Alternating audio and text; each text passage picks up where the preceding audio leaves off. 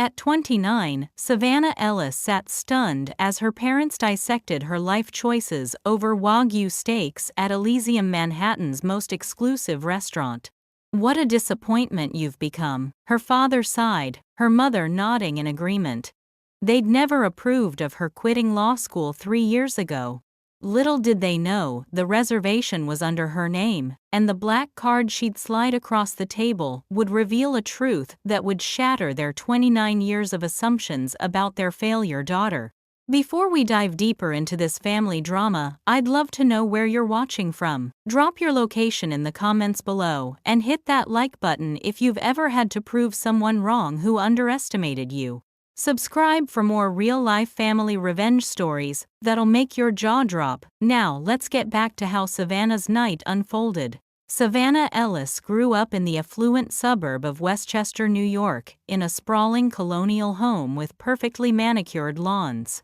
Her childhood had been a carefully orchestrated performance, directed by her parents Richard and Margaret Ellis.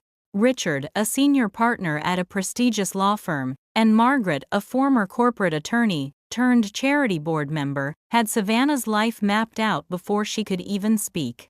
From the moment she could hold a pencil, excellence wasn't requested, it was required. Piano lessons at 4, competitive swimming by 6, debate club president by 14. Her bedroom walls weren't decorated with posters of boy bands or movie stars, but with Harvard pennants and framed certificates of achievement. While other kids spent summers at camp, Savannah attended academic enrichment programs and shadowed professionals at her father's firm. "Savannah has always been our pride and joy," her mother would boast at country club brunches, while her father would add, "She's going to follow in my footsteps." Harvard Law then partner track at the firm. These weren't simply proud parent statements. They were expectations set in stone, commitments made on her behalf without her consent. And for 26 years, Savannah had played along perfectly. She'd graduated summa cum laude from Harvard with a double major in political science and economics. She'd been accepted to Harvard Law with a partial merit scholarship. She'd even secured a summer associate position at her father's firm after her first year. The Ellis legacy was proceeding exactly according to plan. On paper, Savannah was flawless, the perfect daughter, the ideal legacy. But beneath the surface, something was crumbling. The panic attacks had started during her second semester of law school. At first, they came only during finals week, easily attributed to normal stress. But soon they began ambushing her in ordinary moments during a casual class discussion, while preparing for moot court, even walking across Harvard Yard on beautiful spring days. Her therapist, visited in secret, paid in cash to keep it off the family insurance, had gently suggested that perhaps law wasn't her calling. "What makes you happy, Savannah?" she had asked. Savannah remembered staring blankly, unable to formulate an answer. No one had ever asked her that question before. What made her happy, she didn't know. She'd never been allowed to find out. The breaking point came during her second year of law school. After pulling her third all-nighter that week, she'd collapsed in the law library. When she came to in the University Health Center, the doctor had been blunt. "Your body is shutting down from stress. Something has to change." That night alone in her apartment, Savannah had made the most terrifying decision of her life. She would leave law school. She would disappoint her parents. She would become the family failure. The conversation had gone exactly as expected. Her father had turned a shade of red she'd never seen before, pounding the dining table hard enough to make the crystal water glasses jump. "We've invested everything in you. What do you mean you're not fulfilled? Life isn't about fulfillment, it's about responsibility and legacy." Her mother had taken a different approach, tears streaming down her face. "What will I tell everyone at the club? What will I tell the Petersons? Their daughter just made junior partner, and now I have to tell them my daughter is what a dropout. A quitter." The word quitter had stuck like a barb in Savannah's heart. She'd never quit anything in her life, she'd simply never been allowed to.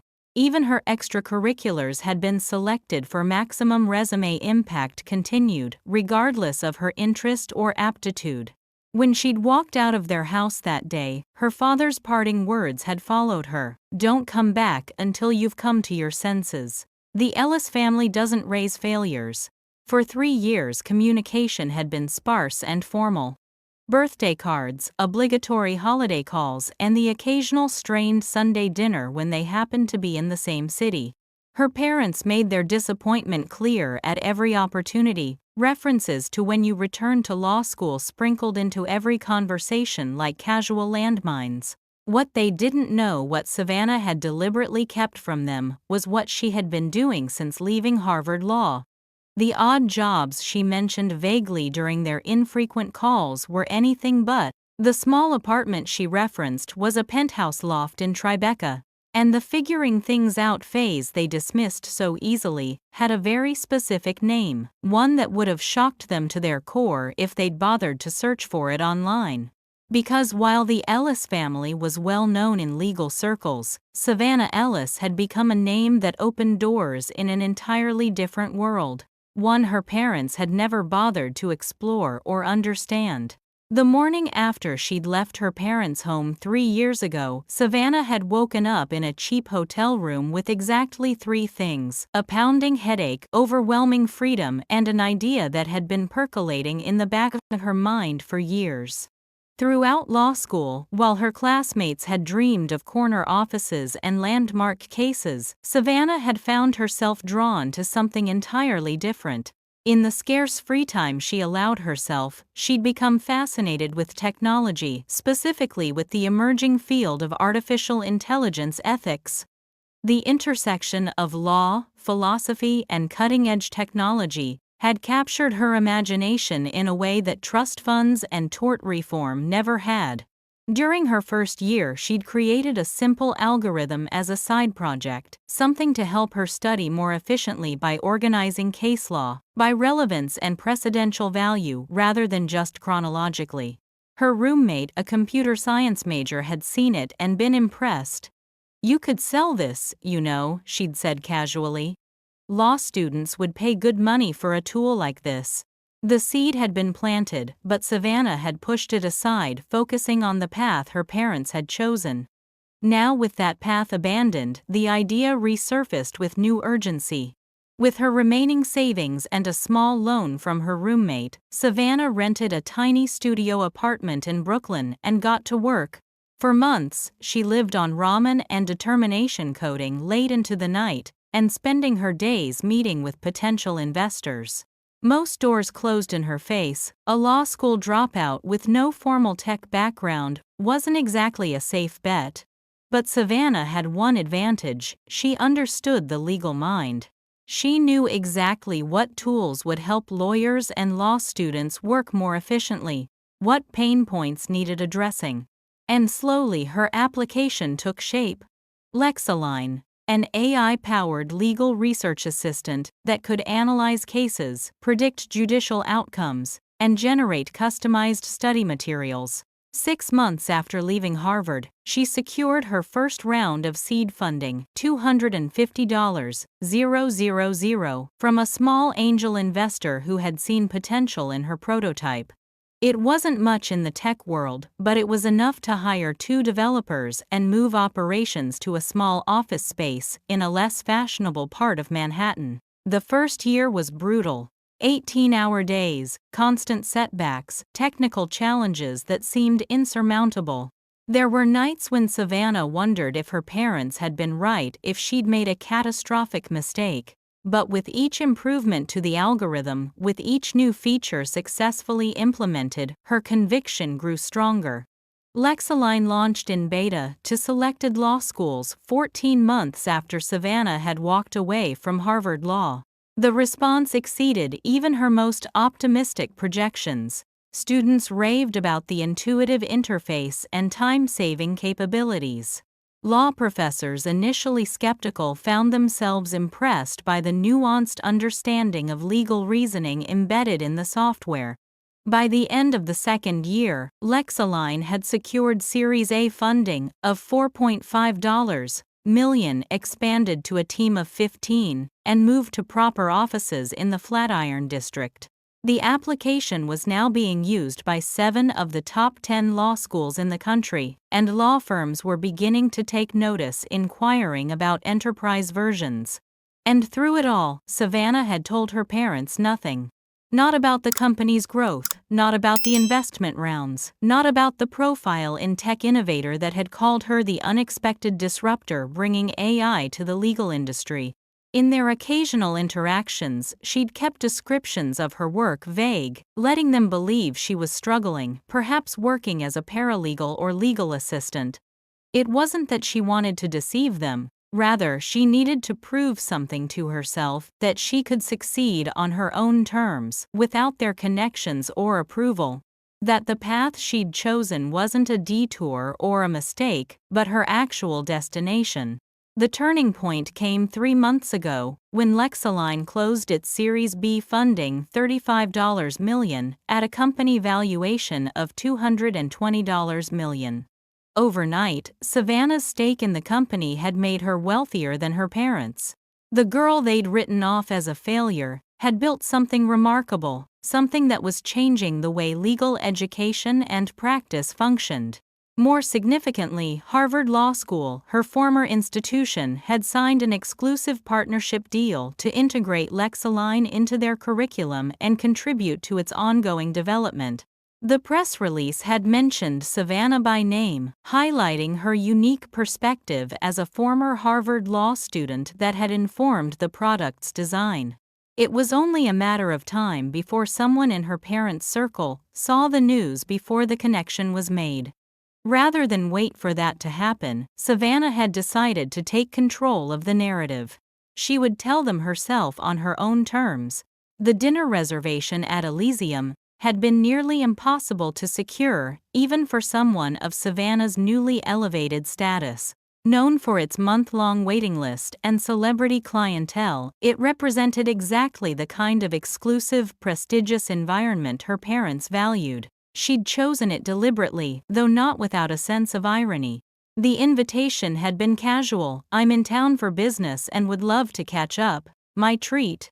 Her parents had accepted readily enough, though she suspected it was more out of curiosity than genuine desire to see their wayward daughter. What they couldn't know was that this dinner would mark a turning point, not just in their relationship with Savannah, but in their understanding of success, failure, and the unexpected paths life could take. The evening had started pleasantly enough. Savannah arrived 15 minutes early, dressed in a simple but elegant black dress that had cost more than her monthly rent in that first Brooklyn apartment. She'd chosen her appearance carefully, successful but not flashy, confident but not arrogant. Her hair was pulled back in a sleek ponytail, her makeup minimal but precise.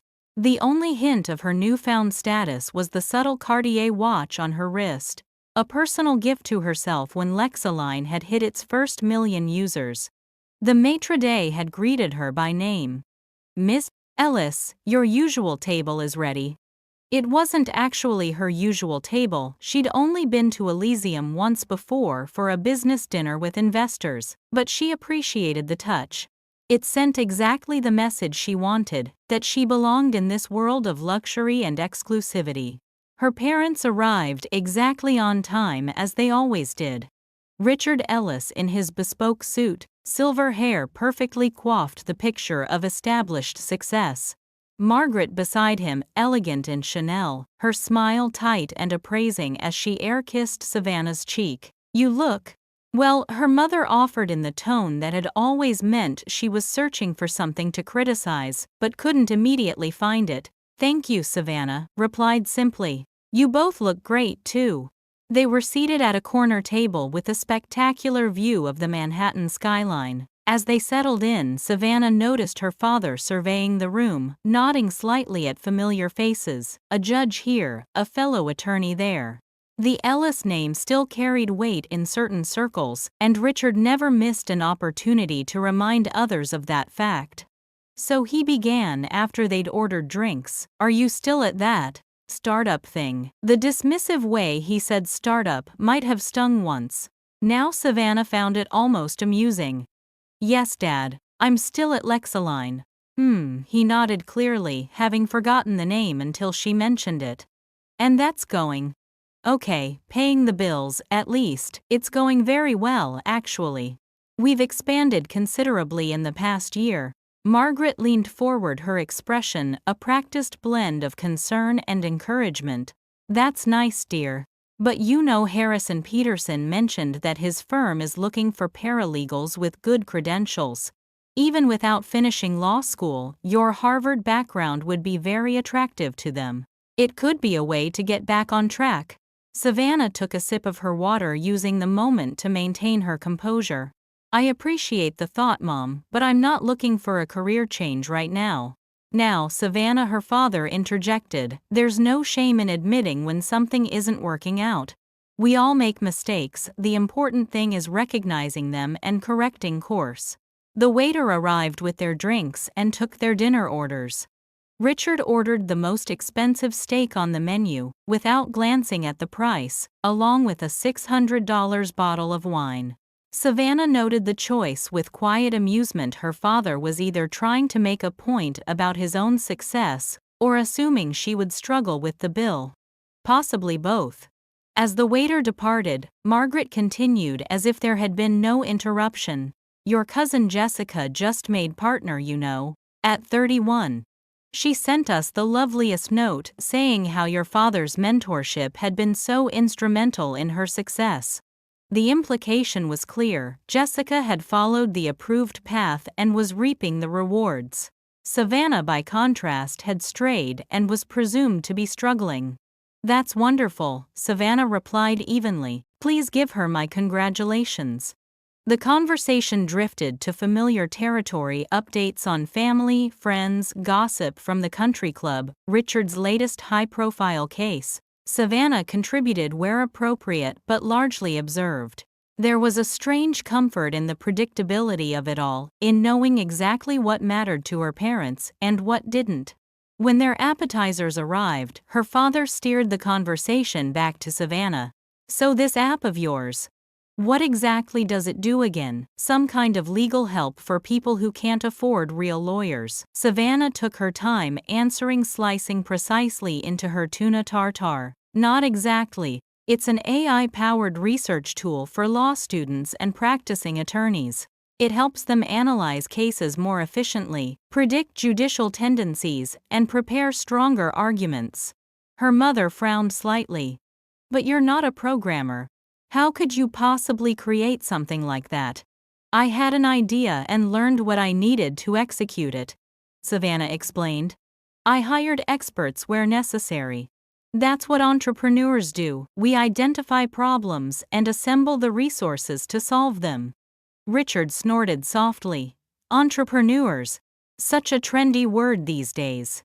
In my time, we just called them small business owners if they were lucky enough to stay afloat. The dismissal stung, but Savannah had anticipated it. This was merely the prelude to what she knew would come later. As they progressed through the main course, her father making a show of savoring his $275 Wagyu steak, the conversation turned to Savannah's apartment, her social life, whether she was seeing anyone serious. The unspoken question beneath it all, when would she return to the fold? When would she admit her mistake and resume the life they had planned? It was during dessert that Richard finally dropped all pretense. Leaning back in his chair, wine glass in hand, he fixed Savannah with what she recognized as his cross-examination stare, the one he used on hostile witnesses. You know, your mother and I have been very patient. We gave you space to find yourself or whatever it is you've been doing these past 3 years. But don't you think it's time to get serious about your future? I am serious about my future, Dad.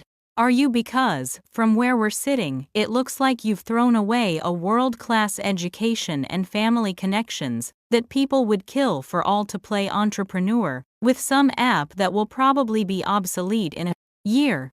Margaret placed a restraining hand on her husband's arm, but her eyes held the same judgment. What your father is trying to say, Savannah, is that we're worried. This isn't the life we envisioned for you. This isn't the life you're capable of. Savannah felt a familiar tightness in her chest, the precursor to the panic attacks that had once plagued her daily life at law school. But now, instead of fear, she felt something different: resolution, clarity, purpose. "What life am I capable of exactly?" she asked quietly. Richard sighed, setting down his wine glass with a deliberate motion. "You could have been extraordinary, Savannah. Partner by 35, judge by 45, maybe even higher aspirations after that. Instead, you're what, coding in some shared office space, living paycheck to paycheck, all because you couldn't handle the pressure of real achievement." Richard, Margaret cautioned, glancing around to ensure no one was overhearing this family drama. But he was on a roll now, years of disappointment flowing freely. "No, she needs to hear this. What a disappointment you've become. All that potential wasted. Your grandfather would be ashamed to see what's become of the Ellis legacy in your hands." The words hung in the air between them, heavy and final. Savannah looked at her father, really looked at him, and for the first time saw not the intimidating figure of her childhood, but simply a man. A man with a narrow definition of success, a man who had never bothered to ask his daughter what she wanted from her own life. The waiter appeared tableside. "Is there anything else I can get for you this evening?" Savannah smiled. "Just the check, please." "Very good, Miss Ellis." As the waiter walked away, her father reached for his wallet, the practiced motion of a man accustomed to paying, to being in control. "I've got this, Dad," Savannah said quietly. "Don't be ridiculous," he scoffed. "I saw the prices. This is a $2,000 dinner at least." Savannah met his gaze steadily. "I said, I've got this." The waiter returned with a leather folio containing the bill. Savannah accepted it with a smile and glanced at the total: $4,247.86. The figure might have made her flinch 3 years ago. Now it barely registered. "That's quite a bill," her mother remarked, her tone suggesting Savannah couldn't possibly cover it. "Richard, just take care of it. Savannah needs to save her money." Savannah opened her clutch and removed a sleek black card, not the standard black of premium credit cards, but something distinctive with a subtle metallic sheen that caught the light. She placed it in the folio and handed it back to the waiter, who nodded with renewed deference. "What is that?" her father demanded, leaning forward to get a better look. "It's a custom card for founders backed by Horizon Capital," Savannah replied casually. "They're one of our major investors." Her father's brow furrowed. "Horizon Capital. The venture fund, yes. They led our Series B funding round 3 months ago." The waiter returned promptly with the receipt for Savannah to sign. As she did, adding a generous tip, she could feel her parents' eyes on her, confusion giving way to the first flickers of realization. "What exactly do you mean by Series B funding?" her mother asked, carefully. Savannah took a deep breath. This was the moment she'd been working toward, the revelation she'd orchestrated. Yet now that it had arrived, she felt an unexpected twinge of nervousness. Not because she feared their judgment anymore, that power had long since been relinquished, but because she wanted them to understand. Despite everything, some childish part of her still craved their approval, their recognition. 3 months ago, Lexalign closed a funding round of $35 million at a company valuation of $220 million, she said, her voice steady. "I retain a 42% stake in the company, which makes my personal net worth just over $92 million on paper. Our user base has grown to over 1.4 million, including students at 9 of the top 10 law schools in the country, and associates at 15 of the 20 largest law firms." The silence that followed was profound. Her father's mouth opened slightly, then closed. Her mother's hand froze halfway to her water glass. "That's impossible," Richard finally managed. Savannah smiled slightly. "Is it?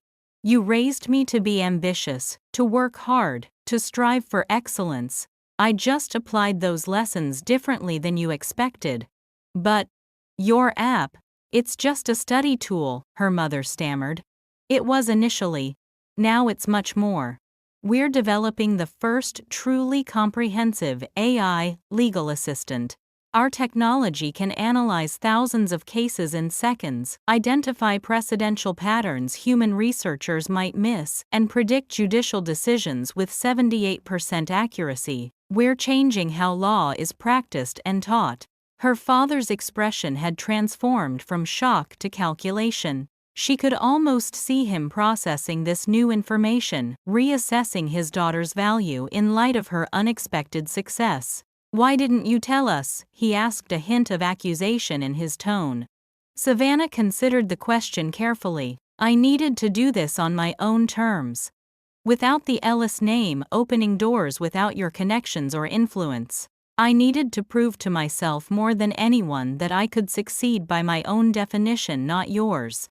"But we could have helped," her mother protested. "We have connections in-law, Mom. Not in tech, not in the world I've built for myself." Savannah softened her tone. "And I think we both know you wouldn't have supported this path. Not initially." Richard leaned back in his chair, studying his daughter with new eyes. "So all this time, while we thought you were struggling, I was building something I believe in. Something that's already changing the legal industry, and will transform it completely in the next decade." Her father nodded slowly, a smile beginning to form. "Well, I have to say I'm impressed. $92 million at 29, that's quite an achievement." His tone had shifted completely, pride replacing disappointment now that her success was quantifiable in terms he understood.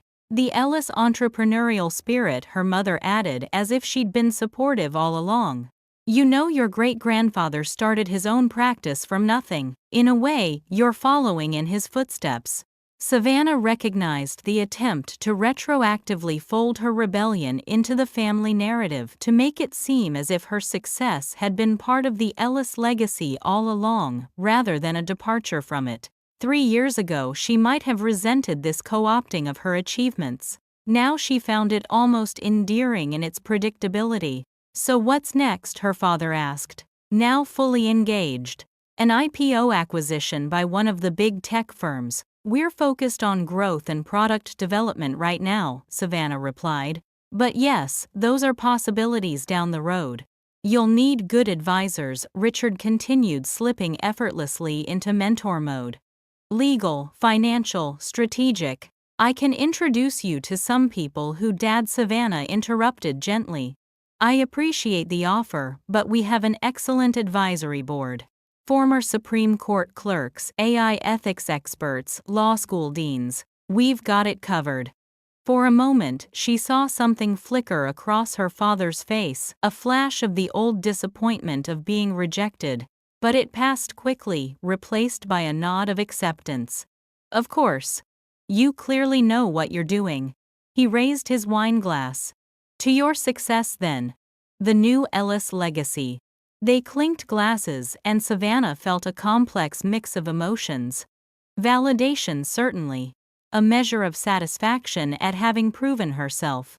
But also a lingering sadness for the years of estrangement, for the support that had been withheld when she'd needed it most. As they finished their drinks, the conversation flowed more easily than it had in years. Her parents asked genuine questions about her company, her vision, her daily life as a CEO. They listened with interest rather than judgment, engaged with her world rather than trying to pull her back into theirs. When they finally rose to leave, her mother embraced her with unexpected warmth. "I'm sorry we didn't understand," she whispered. "I'm proud of you, Savannah. Truly proud." The words Savannah had longed to hear for years now washed over her with less impact than she might have expected. They were welcome, yes, but no longer essential to her sense of self-worth. Her father shook her hand, then pulled her into an awkward hug. "You'll have to come to the house sometime soon. Show us more about this company of yours."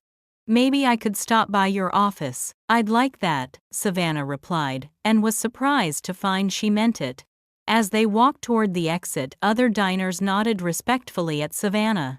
A tech industry leader stopped to say hello, mentioning a recent article about Lexalign.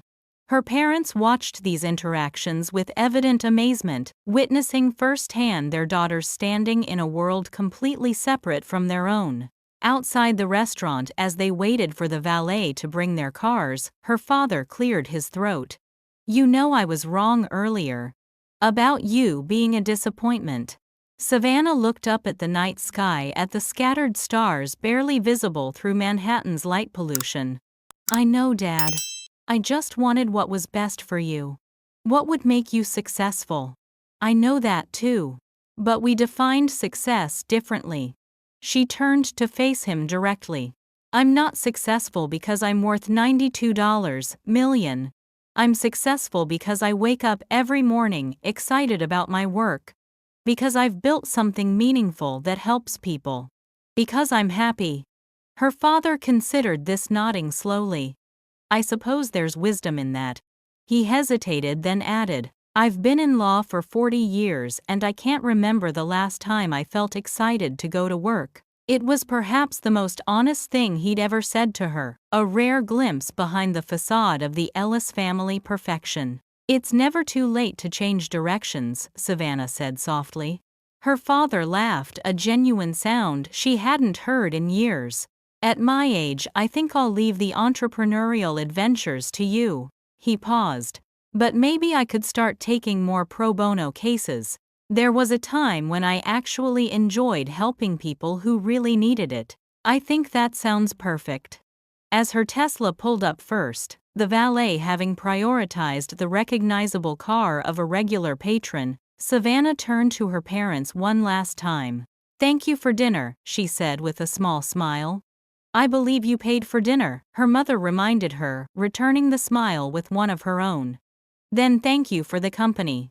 As she slid into the driver's seat, Savannah felt a sense of closure. Not because her parents finally approved of her choices, though that was a welcome development, but because she no longer needed that approval to validate her path.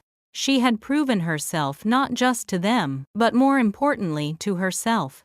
You know, this moment in the story makes me think about all the turning points in our lives, those moments when we finally stand in our truth and power. I'd love to know if you've ever had a moment like Savannah's. Have you ever been underestimated and then shocked everyone with what you could actually do? Drop a comment below. And if you're enjoying this journey with Savannah, hit that like button so I know to bring you more stories about family, dynamics, and sweet, sweet karma. Subscribe if you haven't already to join our storytelling community. Now let's see what happened after this pivotal dinner. The following morning, Savannah woke to a flurry of notifications on her phone. LinkedIn connection requests from several partners at her father's firm. A friend request from her mother on Instagram. 3 missed calls from her cousin Jessica, who had apparently heard about last night's revelation. Fame, or rather recognition, in the Ellis family circle spread quickly. Savannah couldn't help but smile at the irony.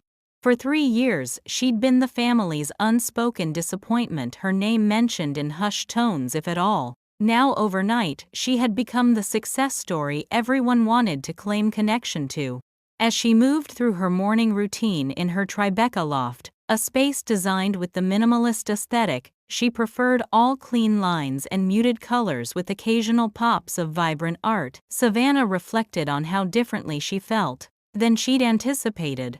There was no triumphant glee, no desire to rub her success in her parents' faces. Instead, she felt something quieter, a sense of having reclaimed her narrative, of having defined success on her own terms. Her phone buzzed with a text from her mother. "Your father and I were wondering if you might be free for brunch on Sunday. We'd love to continue our conversation." 3 years of minimal contact, and now they wanted brunch. Savannah typed back a simple, "I'll check my calendar and let you know," then set her phone aside to finish her morning coffee in peace. At the office, a converted warehouse space in Chelsea with exposed brick walls and abundant natural light, Savannah found herself distracted. The team was deep in development of Lexaline's newest feature, an advanced contract analysis tool, but her mind kept drifting back to the dinner, to the expressions on her parents' faces when they'd finally understood what she'd built. "You okay, boss?" asked Maya, her chief technology officer and first hire. "You seem a million miles away." Savannah smiled at her friend and colleague. Maya had been with her from the beginning, believing in the vision when no one else had. Unlike Savannah's parents, Maya had never questioned whether Lexalign could succeed, only how to make it happen. "I had dinner with my parents last night," Savannah explained. "The first real conversation we've had in 3 years." Maya raised an eyebrow. "The famous Ellis legal dynasty finally discovered their daughter is a tech mogul, huh? How'd that go?" "About as you'd expect." Shock followed by rapid recalculation followed by attempts to take partial credit. Maya laughed. "Classic. But how do you feel about it?" It was a simple question but one that required careful consideration. "Validated, I guess. But also, I don't know. I thought I wanted their approval, their recognition. Now that I have it, I realize it doesn't matter as much as I thought it would." "Because you've already validated yourself," Maya nodded. "You don't need external confirmation of what you already know." "Exactly," Savannah sighed. "Plus, there's something a little hollow about recognition that only comes after success. Where were they when I was working 18-hour days and living on ramen? Where was the support when I really needed it?" Maya gave her a knowing look. "You going to call them on that? What would be the point? They are who they are. They value what they value." Savannah shrugged. "At least now we can have a relationship of sorts, even if it's not the one I might have wished for as a kid." The day progressed, with meetings and decisions, product development challenges, and investor updates. This was Savannah's world now, fast-paced, intellectually stimulating, and entirely of her own creation. So different from the path that had been laid out for her, the one that had nearly broken her spirit. That evening, as she was about to leave the office, her phone rang with an unfamiliar number. She almost ignored it, but something made her answer. "Savannah Ellis speaking." "Miss Ellis, this is Dean Montgomery from Harvard Law School." Savannah froze. The dean of her former school, the institution she'd abandoned, was calling her directly. "Dean Montgomery, what can I do for you?" she asked, keeping her voice even. "I'm calling to discuss Lexalign actually. Our partnership has been tremendously successful, our students and faculty are finding it invaluable. But I've just learned that you're the founder and well, I must say I'm quite impressed. We had no idea one of our own former students was behind such an innovative tool." Former student. The euphemism for dropout was not lost on Savannah. "Thank you, Dean. That's kind of you to say." "Not at all. In fact, I was wondering if you might be willing to come speak to our students about your journey. Your perspective on legal technology and entrepreneurship would be extremely valuable." 3 years ago, Savannah had left Harvard Law feeling like a failure. Now she was being invited back as a success story, as someone worth listening to. The irony was almost too perfect. "I'd be honored, Dean Montgomery. Please have your office reach out to coordinate details." After the call ended, Savannah sat alone in her office watching the sunset paint the Manhattan skyline in shades of gold and pink. Life had a strange way of coming full circle sometimes. Her phone buzzed again, a text from her father. "Just heard from Harrison Peterson that Harvard Law is using your software. He says it's revolutionizing how they teach case analysis." "Is this true?" Savannah smiled to herself. Word traveled fast in the legal world, especially when Harvard Law was involved. "Yes, it's true," she texted back. "We've partnered with them to integrate Lexalign into their curriculum." His response came quickly. "Your mother and I are very proud." "This is extraordinary."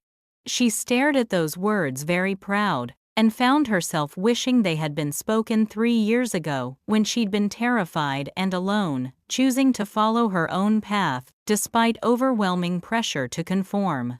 But perhaps that was unfair. Her parents were who they were, products of their own upbringing and values. They had always equated success with prestige, with titles and credentials, and membership in exclusive circles. And now, by their metrics, she had succeeded. The fact that she'd done it on her own terms was a detail they would likely never fully appreciate. A week after the revelation dinner, Savannah found herself walking up the familiar path to her parents' Westchester home. The Georgian colonial with its perfect symmetry and manicured grounds had once represented everything she was expected to aspire to: tradition, stability, legacy. Now it seemed smaller, somehow less imposing than in her memories. Her mother opened the door before she could ring the bell, embracing her with uncharacteristic warmth. "Savannah darling, come in, come in. Your father's in the study, he's so excited to show you something." The house smelled the same lemon polish and fresh flowers, the scent of privilege maintained with meticulous care. Family photos lined the hallway chronicling the Ellis success story through generations. Savannah noticed that her Harvard Law acceptance photo still held a place of prominence, while images from her post-law school life were conspicuously absent. Some things hadn't changed then. Her father stood as she entered the study, coming around his imposing mahogany desk to greet her. There she is, the tech wizard. His enthusiasm seemed genuine, if slightly awkward, like a man speaking a foreign language he'd only recently begun to study. "Hi, Dad. Mom said you wanted to show me something." "Yes, sit down." He gestured to one of the leather chairs facing his desk, then returned to his own seat, pulling up something on his computer. "I've been doing some research on Lexalign. Impressive coverage in the tech press. And the legal journals are starting to take notice too." He turned the monitor toward her, revealing a collection of bookmarked articles about her company. He'd been studying her success, trying to understand this unexpected path his daughter had taken. The Wall Street Journal piece was particularly good, he noted, though I think they underestimated the potential impact on appellate practice. With predictive analytics of the kind you're developing, brief writing could be transformed entirely. Savannah blinked in surprise. He had actually taken the time to understand what Lexalign did to form opinions about its applications. This was more than just perfunctory interest in her success, this was engagement with her work. "That's actually something we're exploring for version 3, she admitted. Customized briefing recommendations based on judicial history and precedential patterns. Her father's eyes lit up. "Exactly, that's exactly what I was thinking. You know, in the Peterson case last year we could have used something like that. The Ninth Circuit has such specific preferences that aren't always obvious from their written opinions." For the next hour, they discussed Lexalign in detail, its current capabilities, future development plans, potential applications in various legal contexts. Richard Ellis asked incisive questions that revealed genuine curiosity and a sharp mind, still capable of grasping new concepts. Savannah found herself enjoying the conversation, appreciating her father's analytical perspective, even as she noted the areas where his traditional viewpoint limited his understanding. When Margaret called them for lunch, Savannah realized with surprise that she'd been having fun, intellectual fun of the kind she'd always craved but rarely experienced with her father, whose interactions with her had typically been more instructional than collaborative. Over her mother's elaborate lunch spread, clearly designed to impress, the conversation shifted to more personal matters. So Margaret began with studied casualness, "We're hosting the club's summer gala next month. We'd love for you to attend, perhaps say a few words about your company. The Petersons' daughter will be there. Jessica, you remember her, and several other young attorneys who might benefit from hearing about legal technology innovation." And there it was, the true purpose of this reconciliation lunch. Savannah had re-entered the fold of acceptable Ellis success, and now she was to be displayed her achievements leveraged for social capital. 3 years ago, such transparent status-seeking would have infuriated her. Now she found it almost amusing in its predictability. "I'm afraid I'll be in San Francisco that week," she replied easily. "We're opening a West Coast office." Oh. Her mother's disappointment was palpable. "Perhaps another event then. The Harvard Club is doing a technology and law symposium in the fall. Your father could probably arrange for you to be a speaker." Richard looked uncomfortable. Margaret, I'm sure Savannah gets plenty of speaking invitations on her own merit now. A small acknowledgement, but one that Savannah appreciated. Perhaps her father was capable of growth after all. Actually, Savannah said, deciding to take control of the narrative, there is an event I'd like you both to attend. Lexalign is hosting a launch party for our new contract analysis feature next month. It would mean a lot to me if you could be there. The invitation was sincere. Despite everything, these were her parents. Their approval might no longer be essential to her sense of self-worth, but their presence in her life still mattered. Her parents exchanged glances, clearly surprised by the invitation. We'd be honored, her father said finally. Wouldn't we, Margaret? Her mother nodded, though Savannah could see calculations running behind her eyes. Who might be there? What connections could be made? How this would play in their social circle? I should warn you, Savannah added, it won't be like your usual law firm events. Tech launches are a bit more casual. Lots of jeans and sneakers, even among the billionaires. Her father laughed. We'll try to blend in, though I draw the line at hoodies. The joke, her straight-laced father attempting to picture himself in Silicon Valley casual wear, broke the remaining tension. For the rest of the lunch, they talked more naturally than they had in years.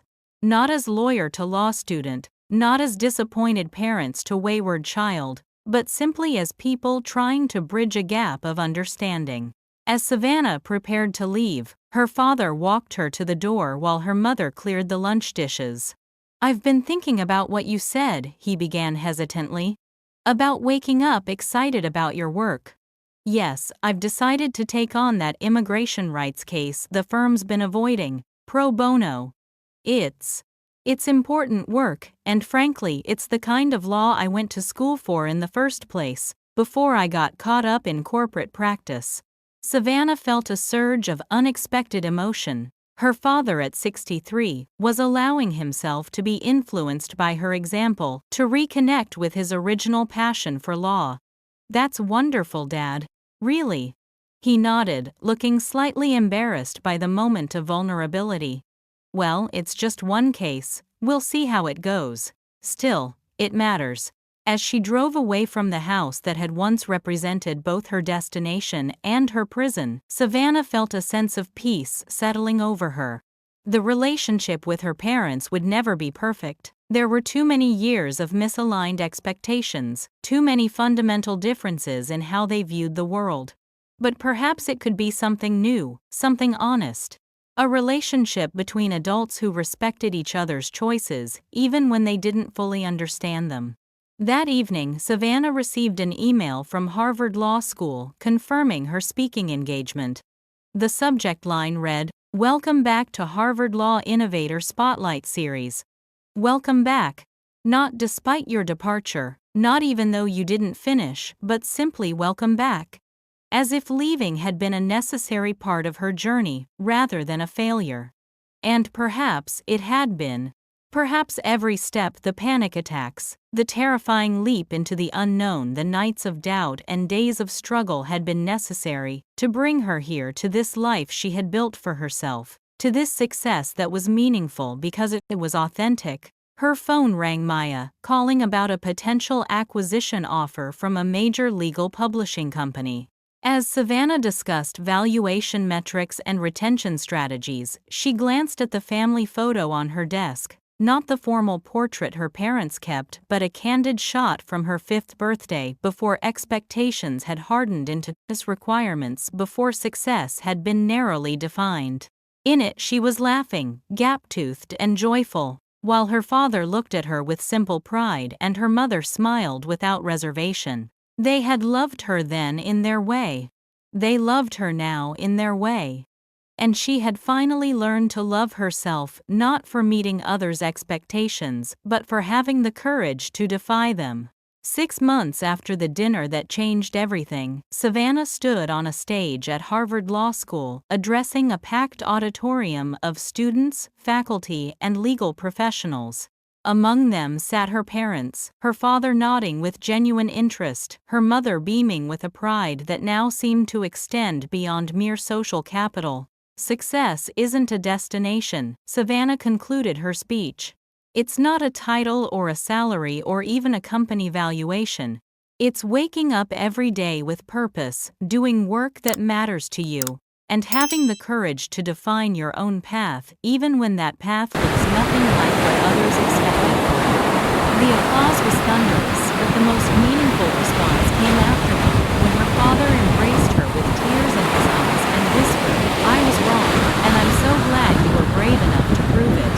Some victories weren't measured in dollars or accolades, but in moments of genuine connection and understanding. In reclaimed narratives and redefined legacies. Savannah Ellis, once the family disappointment, now a success entirely on her own terms, smiled and knew that her greatest achievement wasn't the company she'd built, but the life she'd chosen. A life authentic to her own definition of success.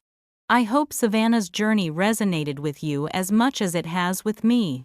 Have you ever experienced a moment of family karma or justice in your own life? I'd love to hear your stories in the comments below. If this story touched you, please hit that like button to let me know, and don't forget to subscribe for more family drama stories with unexpected twists and powerful life lessons.